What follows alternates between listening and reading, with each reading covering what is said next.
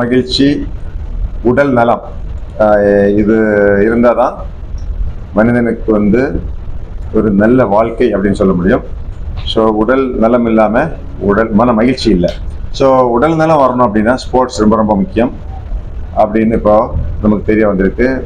பெரிய பெரிய நோய்களுக்கெல்லாம் மருந்து இன்னைக்கு உடற்பயிற்சி தான் அப்படின்னு சொல்கிறாங்க. உடற்பயிற்சி இல்லாமல் உடல் நலம் கிடையாது. இப்போ உடற்பயிற்சி பயணம்னா இன்னைக்கு என்ன சுச்சுவேஷன் இருக்குன்னா, உடற்பயிற்சிக்கு ஏற்ற உடல் ஆடை உபகரணங்கள் எல்லாம் இன்னைக்கு வந்தாச்சு. இப்போ ஓடுறது அப்படின்னா கண்டிப்பாக ஒரு ஷூ வேணும், ஓடுறதுக்கான ட்ரெஸ் வேணும். சைக்கிள் ஓட்டுறது அப்படின்னு வச்சுக்கங்களேன், முறைப்படி விளையாட்டு ரீதியாக சைக்கிள் ஓட்டணும் அப்படின்னா, நான் ஒரு சைக்கிள் ஓட்டக்கூடிய விளையாட்டு வீரன் அப்படிங்கிற முறையில் நம்ம உடம்புல போடக்கூடியது குறைஞ்சது 10 விளையாட்டு உபகரணங்கள் இருக்கு. Minimum 10 standard. அது ரொம்ப முக்கியமானது ஹெல்மெட். நம்ம இப்பெல்லாம் மோட்டார் சைக்கிள் ஓட்டுறவங்களே ஹெல்மெட் போடுறதில்லை. ஒரு சிலர் அவங்களுக்கு இந்த ஹெல்மெட்டினுடைய பயன் தெரியல அப்படிங்கிறது ஒன்று. இன்னொன்று, அந்த மோட்டார் சைக்கிள் ஓட்டக்கூடிய டிசிப்ளின் இல்லை அப்படிங்கிறது ஒன்று. இவங்களால அவங்க உயிருக்கும் ஆபத்து வந்துடும், ரோட்டில் போகிறவங்க உயிருக்கும் ஆபத்து வந்துடும். ஸோ சைக்கிள் ஓட்டுறதுக்கே 10 விதமான உபகரணங்கள் நம்ம உடம்புல அணிய வேண்டியிருக்கு. இப்படி தான் எல்லா விளையாட்டுகளும், ஃபுட்பாலாக இருக்கட்டும் இல்லாட்டி கிரிக்கெட்டாக இருக்கட்டும். ஸோ ஆனால் இந்த உபகரணங்கள் எல்லா மக்களுக்கும் கிடைக்கணும் அப்படின்னா அது ரீசனபிளாக இருக்கணும். அது விலை குறைந்த விலையாக இருக்கணும், நமக்கு ஈஸியாக போய் வாங்குற மாதிரி இருக்கணும். இன்னொன்று, ஒவ்வொரு முறையும் அது அறிவியல் பூர்வமாக ஆராய்ச்சி பண்ணி ஒரு சிறந்த புது ப்ராடக்ட் வரணும். ஸோ அந்த வகையில் டெக்கத்லான் இன்னைக்கு தமிழ்நாட்டில் 10வது ஸ்டோர் இங்கே டி நகர் சென்னை அவங்க திறக்கிறாங்க. இது இந்த பகுதியில் உள்ள மக்களுக்கு கிட்டத்தட்ட 70 விதமான விளையாட்டுகள் இருக்கு. 70 விதமான விளையாட்டுகள், அதில் 5000 விதமான விளையாட்டு உபகரணங்கள் இருக்கு. அது எல்லாமே இங்கே வச்சிருக்கிறாங்க. ஸோ நமக்கு தேர்வு செஞ்சு நமக்கு ஏற்ற மாதிரி உள்ள விளையாட்டு உபகரணங்களை இங்கே வந்து வாங்கலாம். அது மட்டும் இல்லை, டெக்கத்லான் எனக்கு ரொம்ப பிடிச்சிருக்கிறது ஒரு விளையாட்டு வீரனுங்கிற முறையில் அவங்களே இந்த விளையாட்டு விளையாடுறதுக்கான வசதிகள் செஞ்சு கொடுக்குறாங்க. இப்போ முகப்பேரில் ஒரு டெக்கத்லான் இருக்கு, அங்கே நாங்கள் காலையில் போய் ஸ்ட்ரெச்சிங் ஸ்ட்ரென்தனிங் பண்ணுவோம். அந்த இடம் அவங்களுக்கு கொடுத்துருக்காங்க எங்களுக்கு. அங்கேருந்து தான் சில விளையாட்டு போட்டிகள் நடத்துவோம். சைக்கிள் ஓட்டிட்டு போகிறது, 100 கிலோமீட்டர் சைக்கிள் அங்கேருந்து தான் காலையில் ஆரம்பிக்கும், அங்கே தான் முடியும். அங்கே தான் வந்து தண்ணி பிரேக்ஃபாஸ்ட் எல்லாம் கொடுப்போம். அது ஒரு முக்கியமான வசதியை அவங்க பண்ணி கொடுத்துருக்குறாங்க. இப்போ இல்லை, 10 வருஷத்துக்கு முன்னாலேயே ஓஎம்ஆரில் ஒரு டெக்கத்தில் படுவோம். அங்கேருந்து தான் நாங்கள் சைக்கிள் போவோம், பாண்டிச்சேரி போயிட்டு திரும்பி வந்துடுவோம். அவங்க எங்களுக்கு எல்லா விதமான உதவியும் செஞ்சு கொடுப்பாங்க. இப்படி விளையாட்டு வீரர்களுக்கான உதவி செஞ்சு விளையாட்டு போட்டிகள் நடத்துறதுக்கு அவங்க ஹெல்ப்ஃபுல்லாக இருக்கிறாங்க. அவங்களுடைய மோட்டோவே the benefits and the pleasure of sports should be made available to everybody. விளையாட்டினுடைய சுகம், விளையாட்டினுடைய நன்மைகள் எல்லாருக்குமே போய் சேரணும் அப்படிங்கிறது தான் அவங்களுடைய நோக்கமாக இருக்கு. இப்போ சென்னையிலே நம்ம கிட்டத்தட்ட 1 கோடி மக்கள் இருக்கிறோம். சென்னையை சுற்றிய பகுதியில் 1 கோடி மக்கள். 1 கோடி மக்களுடைய உடல் நலம், மனநலம், சமூக நலம் எல்லாம் தலைமை பண்பு இதெல்லாம் அதிகப்படுத்தணும்னா எல்லாருமே விளையாடி ஆகணும். இப்போ ஒரு நல்ல செய்தி என்னன்னா, தமிழ்நாட்டில் விளையாட்டுக்கு இளைஞர்கள் ரொம்ப மரியாதை கொடுத்துருக்காங்க. நிறைய பேர் விளையாட்டில் ஈடுபடுறாங்க. 20 வருஷத்துக்கு முன்னாடி எங்கேயுமே யாருமே மாரத்தான் ஓடலை. இப்போ சென்னை மாரத்தான்னா கிட்டத்தட்ட உலகத்திலே அறிமுகமான மாரத்தான் மும்பை மாரத்தான், அந்த அளவுக்கு சிறப்பாக இருக்கு. கோயம்புத்தூர் மாரத்தான்லேயே 18,000 பேர் ஓடுறாங்க. ஊருக்கு மாரத்தான் நடக்குது. கடந்த சீசனில் நானே 7 இடத்துல மாரத்தான் ஓடிக்கிறேன், தமிழ்நாட்டில் மட்டும்.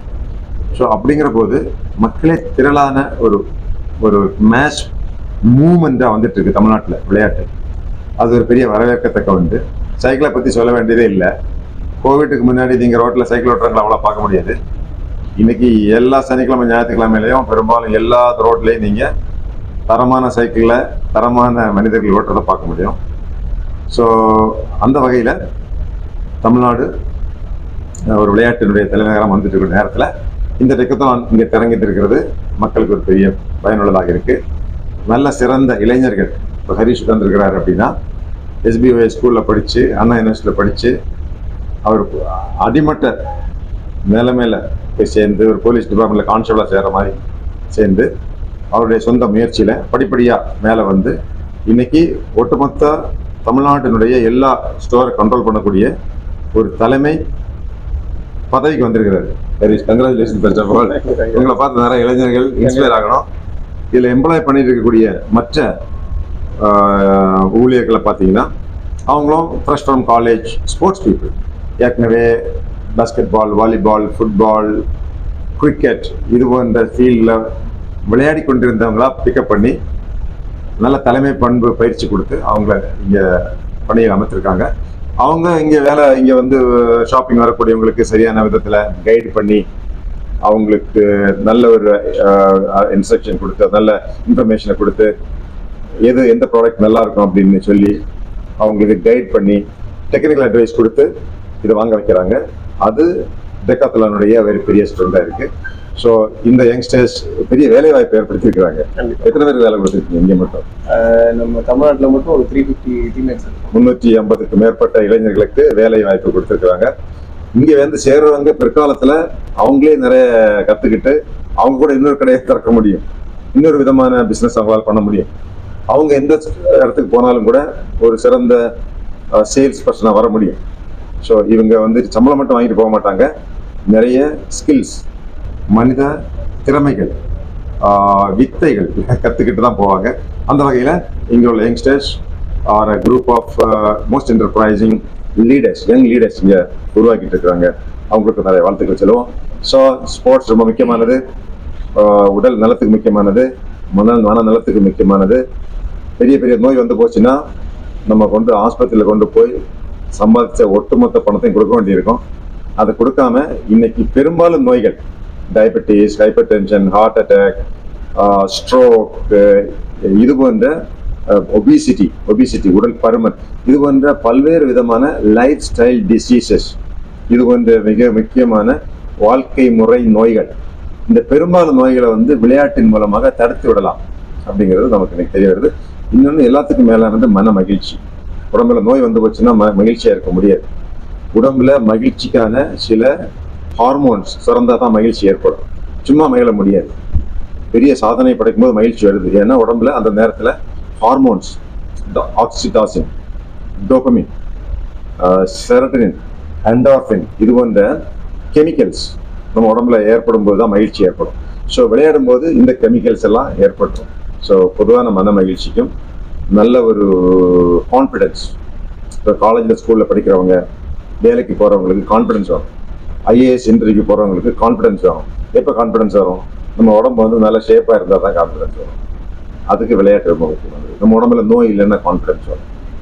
நமக்கு வந்து ஒரு நம்ம மேலே ஒரு நம்பிக்கை, நம்ம மேலே ஒரு மதிப்பு இருந்ததுன்னா கான்ஃபிடென்ஸ் வரும். இது எல்லாமே விளையாட்டு மூலமாக வரும். விளையாட்டை அதை இம்ப்ரூவ் பண்ணக்கூடிய, விளையாட்டை ப்ரொமோட் பண்ணக்கூடிய டெக்காத்லான் அவர் நிறுவனத்துக்கும் அதை ஏற்பாடு செஞ்சிருக்கிறார். அதை தலைமை தாங்கி நடத்திட்டு இருக்கக்கூடிய ஹரீஷ் அவருக்கும், கிரண் அவர்கள், ராகுல் அவர்கள், இதான் கோர் மெம்பர்ஸ். இதை இங்கே ஏற்பாடு செஞ்சிருக்கிற சிவில் இன்ஜினியர் சத்யா அவர்களுக்கும், இதை வந்து மாஸ்டர் ஆஃப் செரமனி கோமதி அவர்களுக்கும் congratulations. I wish them all the best. உங்களுக்கு ஏதாவது ஸ்போர்ட்ஸ் ரிலேட்டட் क्वेश्चंस கேட்கணும்னா you can shortly. China, England, இந்த நாடுகளில் காலேஜ் அட்மிஷன் போது ஈவன் ஃபார் ஆக்ஸ்போர்ட் போன்ற அல்லது ஸ்டான்ஃபோர்ட் போன்ற பெரிய காலேஜஸ்க்கெல்லாம் படிப்பு மார்க் மட்டும் அவங்க பார்க்கறது இல்லை. இவருக்கு விளையாட்டில் என்ன ஈடுபாடு இருக்கு, என்னென்ன விளையாட்டு விளையாடி இருக்கிறாரு, அதே கேட்குறாங்க. அது இருந்தால் தான் அட்மிஷன் கொடுக்குறாங்க. இவர் வந்து ஏதாவது வாலண்டியரிங் பண்ணியிருக்கிறாரா? எனவே தான் வெளிநாட்டில் இருக்கிற நம்ம இந்தியாவை சேர்ந்தவங்க பிள்ளைங்க இந்தியாவுக்கு வந்த உடனே ஏதாவது ஒரு எக்ஸ்பீரியன்ஸுக்காக, சர்டிஃபிகேட்டுக்காக அவங்க வந்து வாலண்டியரிங் அனுப்புறாங்க. வாலண்டியர் நிறைய விளையாட்டு. ஸோ இந்த விளையாட்டு அம்சம் ஒரு ஆளுக்கு ரொம்ப முக்கியம் அப்படிங்கிறது உலக அளவில் ஒத்துட்டு இருக்காங்க. ஸோ எனவே நமது குழந்தைகளும் படிப்பு மார்க் ரொம்ப முக்கியம். அது கண்டிப்பாக படிங்க, மார்க் எடுங்க. நாலேஜ் ரொம்ப பெருசு, திங்கிங் ரொம்ப பெருசு. அதோட சேர்த்து உங்களுக்கு ஸ்கில்ஸ், ஸ்போர்ட்ஸில் தான் ஸ்கில்ஸ் வரும். உடல் உறுதி வரும், நல்ல பண்பு வரும், பொறுக்கக்கூடிய பண்பு, மற்றவங்களை மன்னிக்கிற பண்பு, மற்ற மனிதர்களை மதிக்கிற பண்பு எல்லாமே விளையாட்டு மைதானத்தில் தான் வரும். ஏன்னா ஒரு டீமை விளையாடும் போது கஷ்ட நஷ்டங்கள் தெரியும். நம்மளே தப்பு பண்ணிடலாம். ஃபுட்பால் விளையாடும் போது நம்மளே அடிச்சு வந்து மிஸ்டேக் பண்ணிடுவோம். ஸோ இன்னொரு ஆள் மிஸ்டேக் பண்ணும்போது நம்ம அவரை குறை சொல்ல மாட்டோம். இப்போ டாக்டர் இருக்கிறாரு, நல்லா படிச்சிருக்கிறாரு, எல்லாமே தெரியும், சர்ஜரிலாம் தெரியும். ஆனால் அவர் பேஷண்ட் கிட்ட ஒழுங்கா பேசல, அவருக்கு நல்ல ஒரு ஃபீட்பேக் கொடுக்க மாட்டேங்கிறாரு, அவருக்கு முகத்துல பார்க்க மாட்டேங்கிறாரு, இந்த மாதிரி விஷயத்த வந்து கம்யூனிகேட் பண்ண மாட்டேங்கிறாரு அப்படின்னு வச்சுக்கோங்களேன். அந்த ஸ்கில் இல்லைன்னா அவர் நல்ல டாக்டரா இயங்க முடியாது. ஒரு போலீஸ் ஆஃபீஸர், அவருக்கும் இன்வெஸ்டிகேஷன் மட்டும் தெரிஞ்சா போறாரு, கம்யூனிகேஷன் தெரிஞ்சிருக்கணும், சிம்பத்தி இருக்கணும் அவர்கிட்ட, அவருக்கு வந்து ஆர்கனைஸ் பண்ணக்கூடிய கெப்பாசிட்டி இருக்கணும், எழுதக்கூடிய திறமை இருக்கணும். இப்படி எல்லா திறமைகளும் தேவைப்படுது. எனவே ஸ்டூடெண்ட்ஸுக்கு படிப்போட, நாலேஜோட, ப்ராப்ளம் சால்விங் எபிலிட்டிக்கு கூடவே சோஷியல் ஸ்கில்ஸ் தேவைப்படுது. எனவே தான் எல்லா ஸ்டூடெண்ட்ஸுக்கும் விளையாட்டு என்பது முக்கியமாக இருக்குது. எனவே தான் இப்போ எல்லாம் ஸ்கூலில் விளையாட்டு என்பது கோர் கரிக்குலர் சொல்கிறாங்க, நாட் எக்ஸ்ட்ரா கரிக்குலர். படிப்பு அல்லாத துறைன்னு சொல்லலை, படிப்போட சேர்ந்த துறைன்னு தான் சொல்கிறாங்க. ஸோ அதில் பொதுவான முக்கியத்துவம் இல்லை. இந்த செய்தியை நான் முக்கியமாக சொல்கிறதுக்கு காரணம், நிறைய பேரண்ட்ஸ் வந்து குழந்தைகள் வந்து என்ன குழந்தைய விளையாட சொல்லாதீங்க, கட்டாயப்படுத்தாதீங்க, மார்ச் பாஸ்ட்ல என் பிள்ளைய சேர்க்காதீங்கன்றாரு ஒரு குழந்தை, ஒரு பேரண்ட்ஸ். ஏன்னு கேட்டால் வெயில் பட்டுருமா, குழந்தைக்கு வெயில் அடிப்பட்டா கலர் வந்து கருத்துருமா. அப்படி பேரண்ட்ஸே வந்து ரூல்ல வந்து எங்க குழந்தைய விளையாட வைக்காதீர்கள். விளையாடினா தான் உடல் உறுதி வரும், டஃப்னஸ் வரும். டஃப்னஸ் தான் உலகத்தில் ஃபைட் பண்ண முடியும். ஸ்போர்ட்ஸ்ல மட்டும் இல்லை, கார்பரேட் வேர்ல்டுலேயே நீங்க வந்து மென்டல் டஃப்னஸ், பிசிக்கல் டஃப்னஸ் இருந்தால் தான் உலகத்தில் உள்ள மக்களோட நம்ம போட்டி போட முடியும். இப்போ இங்கே டெக்காத்லான்ல வந்து இவங்க சைனாவோட போட்டி போட்டு, அமெரிக்காவோட போட்டி போட்டு இவங்களே மெட்டீரியல்ஸ் தயார் பண்றாங்க. அதனால ரொம்ப சீப்பாக கொடுக்க முடியுது. இப்போ நம்ம இந்தியன் கம்யூனிட்டி வந்து பர்ச்சேசிங் போக ரொம்ப குறைவு. 80% மக்கள் ஏழைகள் தான். அப்போ அவங்க வாங்கணும்னா ரொம்ப பிரைஸிங் கம்மி பண்றாங்க. ஷூ எல்லாம் 200 300 ரூபாய்க்கு ஷூ கிடைக்குது. ஸ்போர்ட்ஸ் பேக், அதாவது ட்ரெக்கிங் பேக் 166 ரூபாய்க்கு கொடுக்குறாங்க. ஸோ இது வந்து அவங்களால மேனுஃபேக்சர் பண்ண முடியுது. அப்படிங்கிற போது ஸோ இது வந்து அஃபோர்டபிலிட்டி கொண்டு வந்திருக்காங்க. எனவே குழந்தைகளுக்கு விளையாடுறதுனால பெரிய செலவெல்லாம் ஒன்றும் வராது. செலவுக்கு மீறின பெனிஃபிட்ஸ் ஸ்போர்ட்ஸில் இருக்கு. ஸோ பெற்றோர்கள் குழந்தைகளை படிக்க வைக்கிற மாதிரி ஈக்குவலா அவங்க விளையாடவும் வைக்கணும். அங்கதான் நல்ல சிறந்த பண்புகள் அவங்களுக்கு வருது. டிசிஷன் மேக்கிங்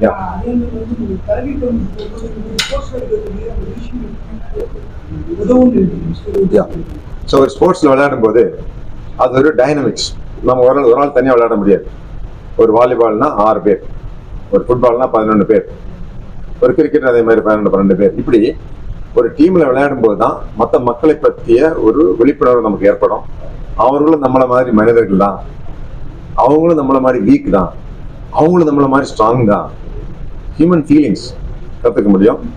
ஒரு விஷயத்தை எப்படி ஒரு ஆள்கிட்ட இருந்து செஞ்சு வாங்க முடியும். How to get the work done by some other people.